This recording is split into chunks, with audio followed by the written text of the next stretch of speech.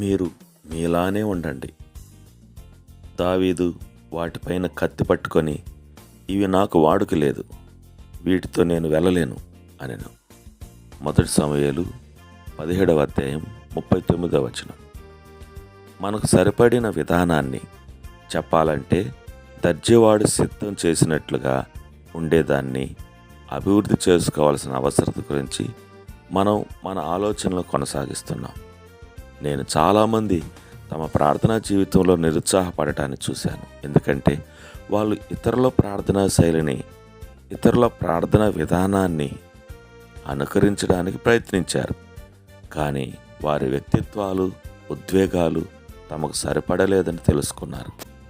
సౌలు యుద్ధ కవచంలో దావీదు ఉన్నట్టు వారు అసౌకర్యంగా, ఇబ్బందిగా దేవునితో పోరాడడానికి, అపవాదిని ఎదిరించడానికి సంసిద్ధత లేకుండా ఉన్నారు. నా క్రైస్తవ జీవితపు తొలి దినాల్లో ఇతర విశ్వాసులు, ప్రాచీన కాలపు పరిశుద్ధులు అవలంబించిన వివిధ విధానాల గురించి నాతో చెప్పారు. దాని సారాంశం ఏమిటంటే, నేను పరిశుద్ధుడను కాదలిచినట్లయితే నేను ఒక మాదిరిని అనుసరించాలి.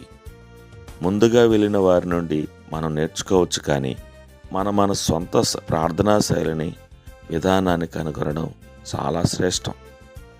కొందరు బహిర్ముఖుల ప్రార్థనా శైలి అంతర్ముఖుల ప్రార్థనా శైలికి చాలా భిన్నంగా ఉంటుంది. ప్రార్థన విషయంలో మనం ఇతరులను అనుకరించాలని ప్రయత్నం చేస్తే మన ఆధ్యాత్మిక జీవితాలకు తీవ్ర నష్టం జరగచ్చు. సలహాల గదిలో ప్రతి సమయంలో ప్రజలు ఈ విధంగా చెప్పడం నేను వినేవాడిని. నేను ఫలానా వ్యక్తి ప్రార్థనా జీవితం మీద నా ప్రార్థనా జీవితాన్ని నిర్మించుకున్నాను, అయితే అది నాకు పనిచేసినట్లుగా కనిపించలేదు. వారిలా ప్రార్థించే స్థాయికి నేను ఎదగలేకపోయినందుకు అపరాధ భావనతో నేను బాధపడుతున్నాను. నా అనుభవంలో చాలామంది తమ ప్రార్థనా జీవితం గురించి అపరాధ భావన కలిగి ఉండటానికి ఒకే ఒక అతిపెద్ద కారణం ఇతరుల అంచనాలకు చేరుకోవడంలో విఫలం కావడమే. కాబట్టి నేను మరలా చెప్పేది ఏమిటంటే, ఈ ప్రార్థన విషయంలో వాస్తవంగా ఇతరుల విషయాల వలనే నీవుగా ఉండు, ఎవరో ఒకరిలా కాకుండా. నీ ప్రార్థనను నీకంటే ఎక్కువగా ఎవరూ చేయలేరు.